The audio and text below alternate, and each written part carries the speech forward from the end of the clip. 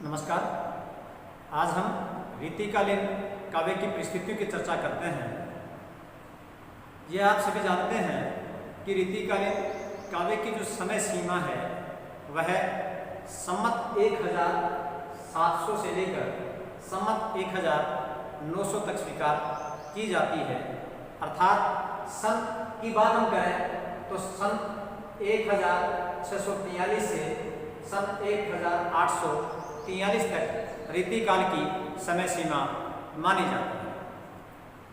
आज हम रीतिकाल की राजनीतिक और सामाजिक परिस्थितियों पर चर्चा कर रहे हैं। तो बिना वक्त जाए कि ये बात करते हैं राजनीतिक परिस्थितियों की। तो देखिए, राजनीतिक परिस्थितियों की अगर हम चर्चा करें तो ये जो काल है इसमें राजनीतिक अस्थिरता का काल रहा है और व्यक्तिवाद और निरंकुश राजतंत्र का काल रहा है। यानी ये जो रीतिकाल की जो कालावधि का जो बात करें हम इसकी, तो यह काल एक निरंकुश राजतंत्र और व्यक्तिवाद तंत्र के रूप में इसको हम परिभाषित कर सकते हैं। हम इस पूरे को समझने के लिए, रीतिकालीन राजनीतिक परिवेश को समझने के लिए कुछ प्रमुख शासकों की हम चर्चा करते हैं, जिनमें अकबर है, जहांगीर, शाहजहां, औरंगजेब और औरंगजेब के उत्तराधिकारी।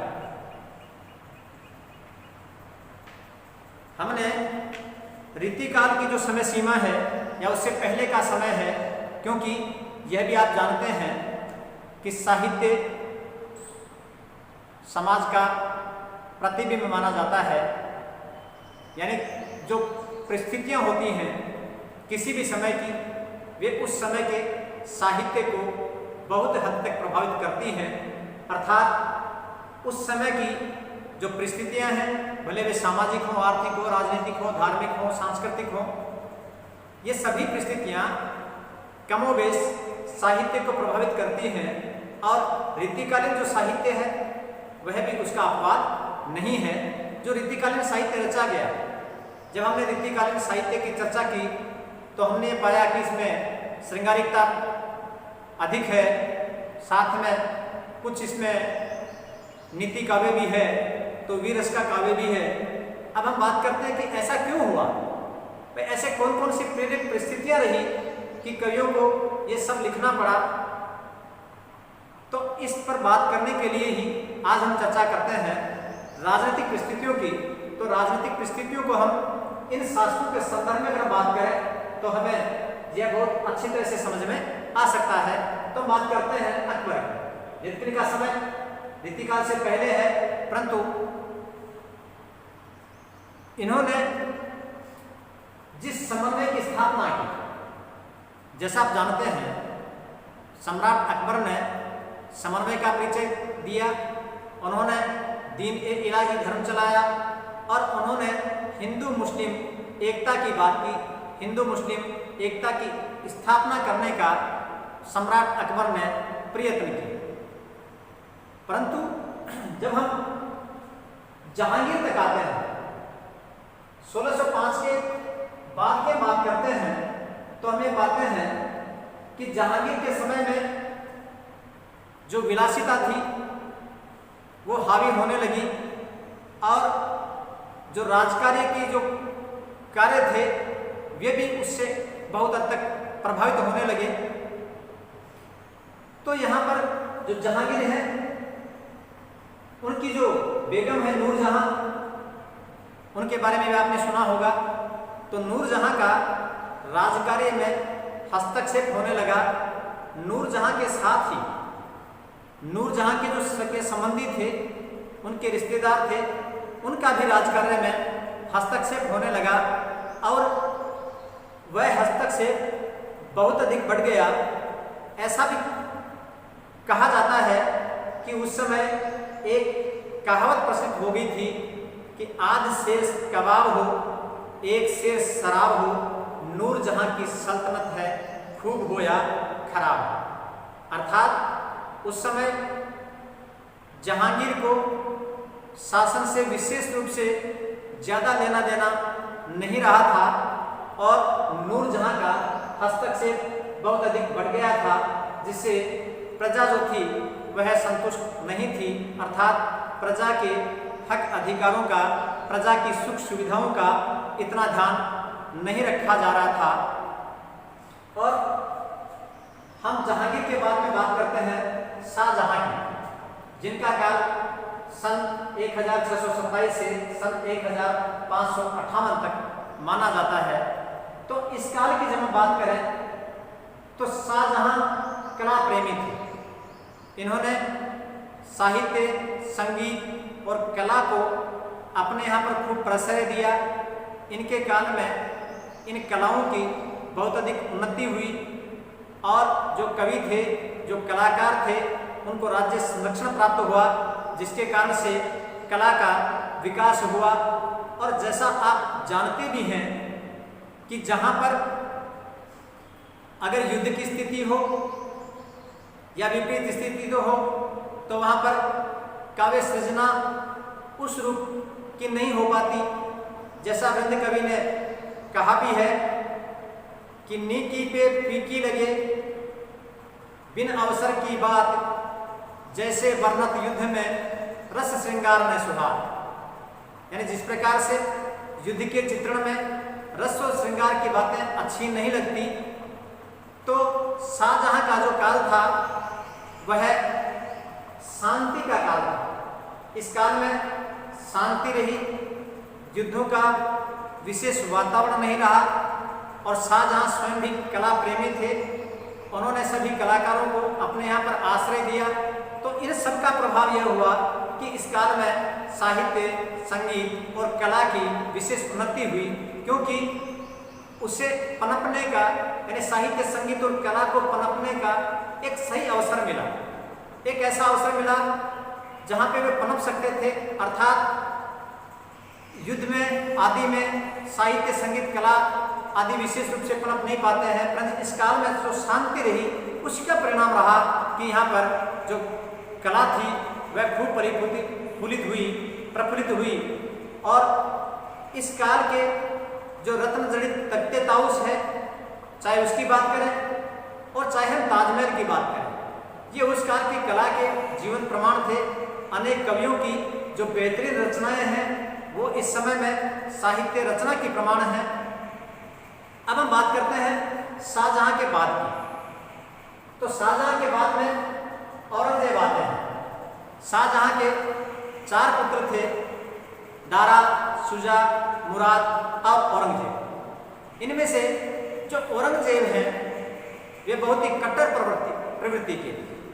वे धार्मिक असहिष्णु थे, धर्मांध थे और कट्टर थे और कला प्रेमी भी नहीं थे।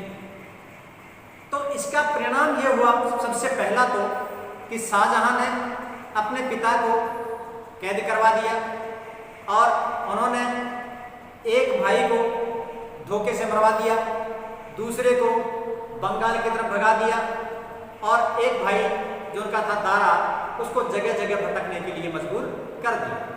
तो इस प्रकार से जो औरंगजेब की जब बात करते हैं तो औरंगजेब एक प्रकार से कुटिल प्रवृत्ति का था और साहित्य, संगीत और कला प्रेमी नहीं था। तो शाहजहां ने जिन कलाकारों को प्रश्रय दिया था, जिन कलाओं को उन्होंने पनपाना चाहा था, और यह भी आप जानते हैं कि जिस तरह से राजा का व्यवहार होता है या जो राजा की नीतियां होती हैं, प्रजा भी उनके अनुसार ही हो जाती है। कहा भी जाता है जैसी राजा वैसी प्रजा, कथन आज भी ताजा है। यानी जैसा जहाँ का राजा वैसी वहाँ की प्रजा। तो राजा के अनुसार प्रजा भी व्यवहार करती है।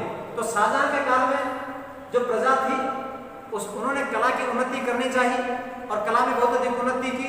परंतु जब औरंगजेब आए और औरंगजेब जब सत्तासीन हुए सन 1658 में, तो उस समय उन्होंने जो कला थी उसका उन्होंने बहिष्कार कर दिया। उसके समय में उन्होंने कलाकारों को वहाँ से निकाल दिया। तो उस औरंगजेब के काल में न तो कला को प्रश्रय मिला, न कलाकारों को मान सम्मान मिला। इसलिए उनके काल में साहित्य, संगीत और कला इनकी कोई विशेष उपलब्धि नहीं कही जा सकती, यानी ना के बराबर कोई रचनाएं मिलती हैं उस समय के काल की। और दूसरी बात, औरंगजेब धार्मिक असहिष्णु था, यानी जिस नीति पर अकबर चल रहे थे, जिस नीति पर कमोबेश उनके बाद के शासक चल रहे थे, औरंगजेब ठीक उनके विपरीत हो गए। औरंगजेब का जो ध्यान रहा वो केवल और केवल राज्य विस्तार पर रहा, अर्थात औरंगजेब का जो मुख्य ध्येय था वह राज्य विस्तार करना था, भले ही उसके लिए उन्हें साधन संसाधन कैसे भी अपनाने पड़े। यानी औरंगजेब के लिए इस बात का कोई महत्व नहीं था कि उनको साधन संसाधन किस प्रकार के अपनाने पड़ते हैं, जनता पर उनका क्या प्रभाव पड़ता है, जनता उनके अत्याचारों से कितनी त्रस्त है, और आए दिन होने वाले युद्ध से विकास की कोई विशेष बात नहीं होने वाली है, विशेष विकास नहीं होने वाला है। इन बातों से औरंगजेब को कोई लेना देना नहीं था। उनका काम था केवल और केवल अपनी सीमाओं का विस्तार करना और धार्मिक कट्टरवाद स्थापित करना। इसलिए औरंगजेब को इतिहास में याद किया जाता है तो एक कट्टरवादी सम्राट के रूप में या धार्मिक असहिष्णु सम्राट के रूप में याद किया जाता है। तो औरंगजेब के समय में कला की भी विशेष उन्नति नहीं हुई, साथ ही एक महत्वपूर्ण बात और हुई, वह यह है कि औरंगजेब धार्मिक कट्टर था। उसने इस तरह के काम किए जिससे जनता में और जो सामंत थे उनमें असंतोष व्याप्त हो गया, और उस असंतोष के चलते ही महाराष्ट्र में मराठों और पंजाब में सिखों से उसे चिरकाल तक लोहा लेना पड़ा, और यहाँ तक कि राजस्थान के जो शासक थे वे भी बहुत अधिक असंतुष्ट हो गए और उसे ताउम्र संघर्ष में गुजारना पड़ा, और इसी स्थिति में औरंगजेब की मृत्यु हो गई। तो हम देखते हैं कि जहाँ अकबर ने धार्मिक सहिष्णुता की बात की, जहाँ धार्मिक समन्वय की बात की, जहाँ पर ये स्थापित करना चाहा हिंदू और मुस्लिम दोनों ही धर्मों में एक सूत्र में जिनको पिरोना चाहा, और वह औरंगजेब तक आते आते बिल्कुल से विच्छिन्न हो गई। यानी अगर इन 200 वर्षों की हम बात करें तो यह काल मुगल काल का उत्थान का काल भी है, यानी ऐसा समय भी रहा जब मुगल काल चरमोत्कर्ष पर रहा, तो इसी दौरान मुगल साम्राज्य का पतन भी देखने को मिलता है। औरंगजेब के पश्चात की हम बात करते हैं तो औरंगजेब के पश्चात जो उत्तराधिकारी हुए, भले वे कोई भी उत्तराधिकारी रहे हो, वे इतने शक्तिशाली नहीं रहे। अर्थात अगर हम बात करें 1707 ईस्वी सन तक, वहाँ तक जो मुगल काल है उसका जो काल चला, या यूँ कहें कि उस समय तक उनकी जो राजनीतिक स्थिति के अगर हम बात करें तो वहाँ तक राजनीतिक एक सूत्रता स्थापित रही। परंतु औरंगजेब की मृत्यु के पश्चात जो उत्तराधिकारी हुए, वे उत्तराधिकारी इतने कुशल और इतने योग्य नहीं थे। वे मुगल साम्राज्य की बागडोर थामने में या बागडोर को संभालने में, मुगल साम्राज्य को अच्छी तरह से चलाने में असमर्थ साबित रहे। और इसमें नादिर शाह है, अहमद शाह अब्दाली है, उनका जो आक्रमण रहा उसने मुगल साम्राज्य को पतन तक पहुंचा दिया। इसी दौरान एक और बात महत्वपूर्ण घटित होती है, वह होती है ब्रिटिश इंडिया कंपनी की भारत में आगमन की। तो ब्रिटिश जो कंपनी थी वह भारत में आई, और उसने जब ये देखा कि यहाँ का जो राज्य है वो छिन्न है, अनेक सामंत अनेक सरदार हैं, मुगल साम्राज्य की जो स्थिति है वो भी ठीक नहीं है, तो उन्होंने जो सामंत थे उनको भी और जो देसी राजा थे उनको भी प्रलोभन दिया और अपनी ओर मिला लिया, और यहाँ पर अपना धीरे धीरे अपना राज्य स्थापित करना उन्होंने प्रारंभ कर दिया। और जिस कला की बात हम कर रहे हैं कि जहां पर शाहजहां के समय जो कला विकसित हुई, अंग्रेजों ने उसका विपरीत फायदा उठाया और उन्होंने जो देसी राजा थे उनको सुविधाएं मुहैया करवाई, क्योंकि उनको यहाँ पर अपना राज्य स्थापित करना था। तो उन्होंने जानबूझकर सामंतों को, अमीरों को खुलकर विलासितापूर्ण जीवन जीने के लिए प्रोत्साहित किया।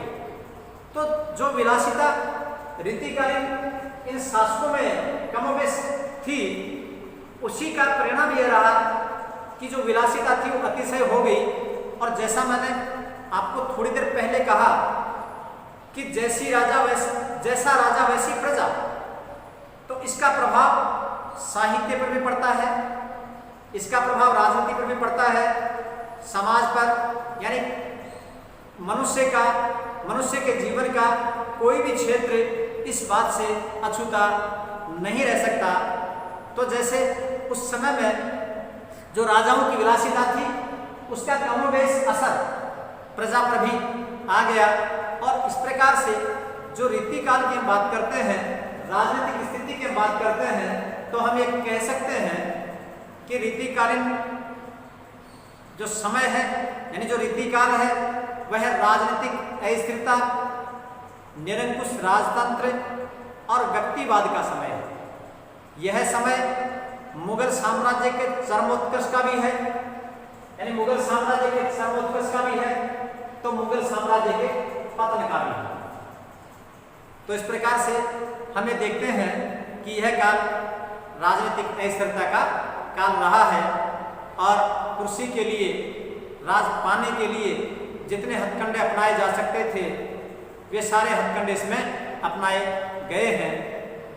अब हम बात करते हैं सामाजिक परिस्थिति की। तो सामाजिक परिस्थिति की हम बात करें तो जब हम सामाजिक अध्ययन करते हैं तो हमें पाते हैं कि प्रत्येक काल में दो वर्ग रहे, एक उच्च वर्ग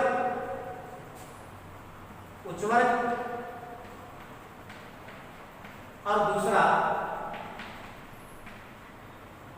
निम्न वर्ग। और इन दोनों वर्गों में ही बहुत असमानता रही है, यानी उच्च वर्ग और निम्न वर्ग में बहुत असमानता रही है। चाहे वो सामाजिक स्टेटस की बात करें, भले हम राजनीति की बात करें या हम आर्थिक स्थिति की बात करें, चाहे कोई भी क्षेत्र हो, इनमें बहुत अधिक असमानता रही है। वही असमानता हमें रीतिकाल में भी देखने को मिलती है, यानी रीति उच्च वर्ग में और निम्न वर्ग में इस काल में बहुत अधिक असमानता देखने को मिलती है। और दूसरी बात, इस समय में महिलाओं की स्थिति भी अच्छी नहीं की जा सकती, क्योंकि जो ये शासक थे, जो सम्राट थे, वे अपने विलास के लिए, अपनी इच्छाओं की पूर्ति करने के लिए अनेक प्रकार से अनेक रानियां रखते थे और उन रानियों की सेवा करने के लिए अनेक प्रकार की दासियां हुआ करती थी। और उन दासियों के या उन रानियों के संबंध कई बार वहाँ के जो अन्य जो सरकारी जो कर्मचारी थे, जो अधिकारी थे, उनके साथ भी हो जाया करते थे और वहाँ पर एक षड्यंत्र की स्थिति कायम रहती थी। और इस षड्यंत्र में एक बात तो यह होती थी कि इसके कारण से राजनीतिक अस्थिरता बनी रहती थी, हमेशा संदेह और संशय का और आशंका का माहौल बना रहता था, राजकार्य अच्छे से नहीं चल सकता था, तो समाज का विकास भी संभव नहीं था। यानी जब राजनीति स्थिति अच्छी नहीं हो सकती तो समाज का विकास भी उसी पर निर्भर करता है, इसलिए समाज का भी उस रूप में विकास नहीं हो सकता। और कमोवेश राजाओं का या उच्च वर्ग का जो अनुकरण है वह मध्यम वर्ग या निम्न वर्ण भी करता है। तो जैसा थोड़ी देर पहले हमने चर्चा की कि इस काल में विलासितापूर्ण जीवन में भरोसा किया जाने लगा था, तो उसका कमोबेश असर समाज का जो प्रत्येक वर्ग था उस पर भी आ गया था। और इसका जो उदाहरण है, इनकी विलासिता का जो उदाहरण है, वह अकबर के द्वारा लगाए जाने वाले मीना बाजार हो या फिर शाहजहां द्वारा लगाया जाने वाला रूप मेला हो। यानी वहां पर सुंदर स्त्रियों का चयन किया जाता और उनको अपने महलों में रखा जाता। तो इस प्रकार से इस काल की जो सामाजिक स्थिति थी वह भी अच्छी नहीं थी और प्रजा पर अनेक प्रकार के कर लगा दिए गए थे, जिससे भी उनकी स्थिति दयनीय हो चली थी। तो सामाजिक स्थिति में उच्च वर्ग और निम्न वर्ग विद्यमान था, जिसमें निम्न वर्ग की स्थिति बिल्कुल भी ठीक नहीं थी, महिलाओं की स्थिति भी ठीक नहीं थी।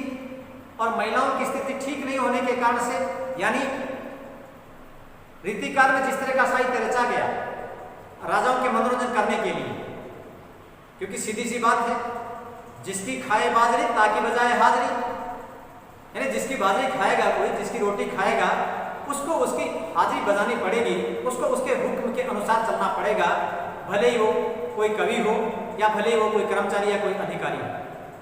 तो ये बात सभी जगह लागू होती है। तो यही बात रीतिकाल पर भी लागू हुई। तो रीतिकाल में जिस तरह के राजा थे उनका मनोरंजन करने के लिए उसी तरह का साहित्य रचा गया, यानी राजाओं का अधिक से अधिक मनोरंजन हो, इसलिए साहित्य भी जो राजाओं का मनोरंजन करवाए, जो राजाओं की विलासिता को और बढ़ाए, उनको और बल दे, उनमें जोश भरे, उनमें उमंग भरे, इस तरह का साहित्य रचा गया। यद्यपि इस बात से भी इनकार नहीं किया जा सकता कि इन सब चीज़ों के अलावा भी या इन प्रवृत्तियों के अलावा भी उस काल में नीति साहित्य भी रचा गया है, तो वीर रस का काव्य भी रचा गया है। परंतु जो अधिकतर कि जिसकी हम चर्चा करें वह सीमा किसकी रही? वह सीमा रही रसयुक्त वाक्य, रसयुक्त काव्य की, यानी जो काव्य था जिसमें श्रृंगारिक काव्य जिसको हम कह सकते हैं उसकी अधिक प्रबलता रही। यानी इस काल में श्रृंगारिक काव्य अधिक रचा गया और श्रृंगारिक काव्य का इतना अधिक प्रभाव रहा कि यहाँ तक कि जो निम्न वर्ग था उस तक भी उस काव्य ने प्रभावित किया उनको भी, अर्थात उस समय जो निम्न वर्ग था वह भी कहीं न कहीं इन सारी बातों से अछूता नहीं रह पाया था और महिलाओं को उस समय विलास या भोग की सामग्री समझा जाता था। यानी महिलाओं को उस समय समाज में बहुत उच्च दर्जा प्राप्त नहीं था, उनको भोग की विलास की वस्तु समझा जाता था। तो इस कारण से बाल विवाह प्रथा ने जोर पकड़ लिया और इसी के साथ में अतिशय दिखावा व्याप्त हो गया। समाज में जो अतिशय दिखावा था वह भी व्याप्त हो गया। तो इस काल में हम कह सकते हैं कि जो सामाजिक स्थिति थी वह ठीक नहीं थी, भले वो महिलाओं की बात हो, निम्न वर्ग की बात हो, भले वो राजाओं के जो सामाजिक जीवन था उसकी बात हो, रानियों के सामाजिक जीवन की बात हो और दूसरे तरह का जो सामाजिक जीवन है चाहे उसकी बात हो। राजा अपने अनेक रानियों के होते हुए भी वे व्यभिचार करते हुए या अन्य प्रकार के जो काम करते हुए उनको बिल्कुल कम संकोच नहीं होता था। तो इस प्रकार से वे देखते हैं कि इस काल में सामंतवाद का बोलबाला था और सामंतशाही के जितने भी दोष हो सकते हैं उनका प्रत्यक्ष और अप्रत्यक्ष प्रभाव जन सामान्य के जीवन पर भी पड़ रहा था। शासित वर्ग में एक श्रमजीवी कृषक आते थे तो दूसरी ओर सेठ साहूकार हैं जो दुकानदार हैं वे आते थे और वहां पर जन सामान्य शोषण का शिकार था। जन सामान्य पर अनेक प्रकार के कर आदि लाद दिए गए थे तो जन सामान्य शोषण का शिकार था और समाज अनेक वर्गों में, अनेक जातियों में और अनेक उपजातियों में विभाजित था और उन जातियों में आपस में कोई समन्वय, कोई एकता की कोई बात नहीं थी। यानी समाज एक सूत्र में बंधा हुआ नहीं था। पुरुष और स्त्री में भी असमानता थी, तो उच्च वर्ग और निम्न वर्ग में भी बहुत अधिक असमानता थी। तो उसी प्रकार से निम्न वर्ग में भी जातियों और उपजातियों में अनेक प्रकार की असमानताएं विद्यमान थी। तो इस समय की हम कुल मिलाकर हम बात करें तो सामाजिक स्थिति अच्छी नहीं कही जा सकती। यह था रीतिकाल की सामाजिक और राजनीतिक स्थितियां। मैं उम्मीद करता हूं आपको इस दोनों ही जो परिस्थितियां हैं वो बहुत अच्छी तरह से समझ में आई होंगी। आपने इनको बहुत अच्छे से समझा होगा, ऐसा मुझे विश्वास है। आपने मुझे सुना, इसके लिए आपका बहुत बहुत धन्यवाद। Thank you.